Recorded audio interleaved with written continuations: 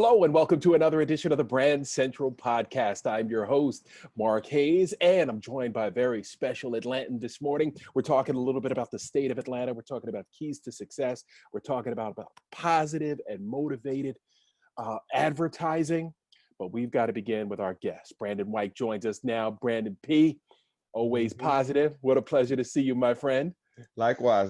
Good morning. Good morning. Yes, indeed. All right, let's talk a little bit about what we're seeing in the A right now, because it's hard to watch a city that we love and cherish so much in so much turmoil.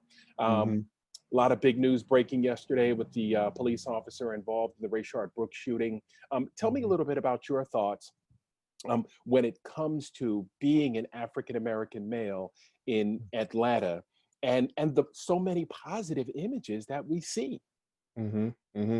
Absolutely, Mark. And you touched on a good point there. And the being an African American male in this city, it can be hard at times because the line between a man and the police or a woman in police is just kind of hard to kind of figure out, because you want to be a good citizen and you want to abide by the law, but you want the cops and police officers to do their job as well and do it safely.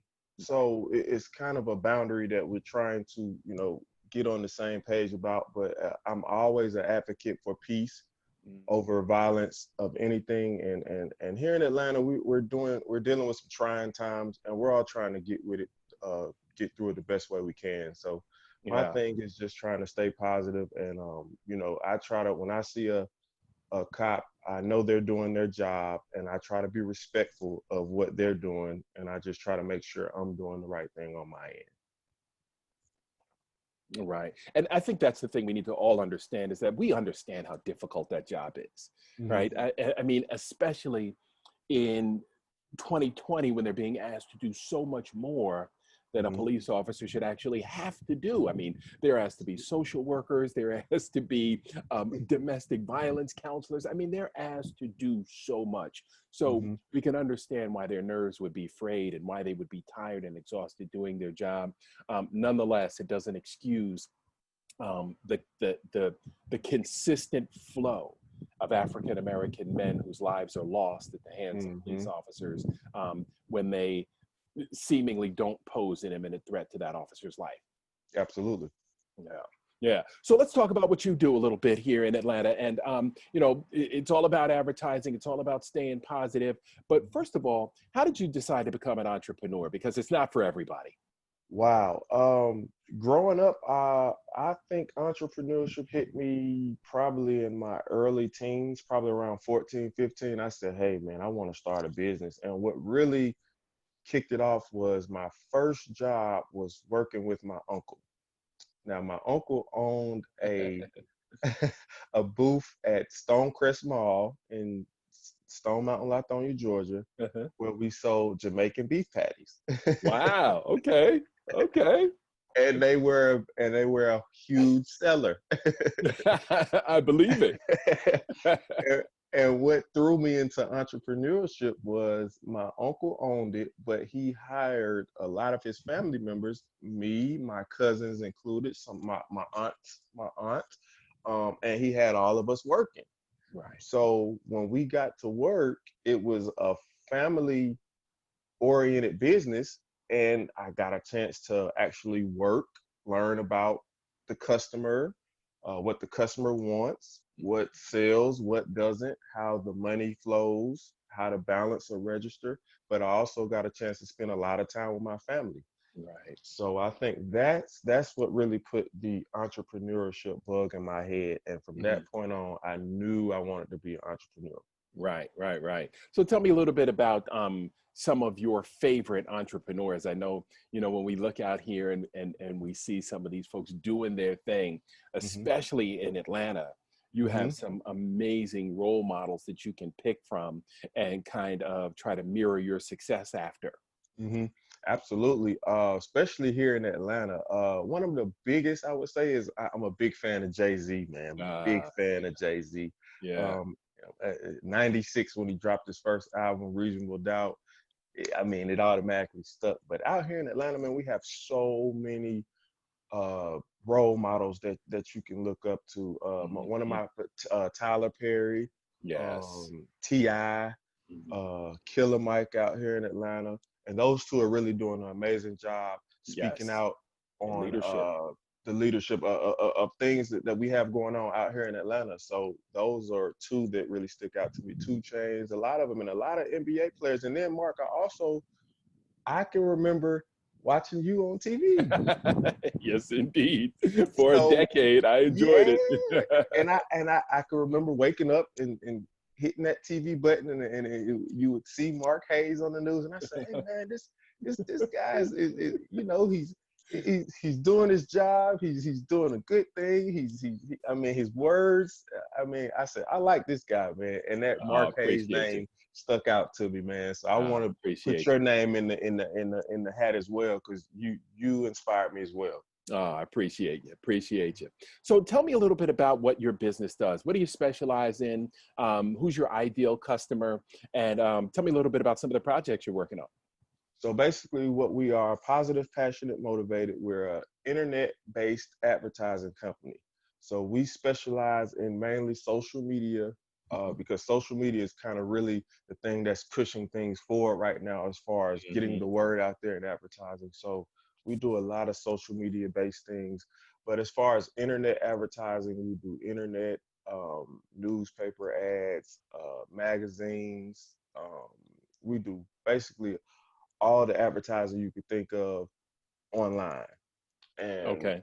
so what we do is we advertise individuals and companies that are staying positive and following their passion. Real simple, straight to the point. That's our goal. That's our mission. And and basically our target market is anyone or any business that is staying positive and following their passion.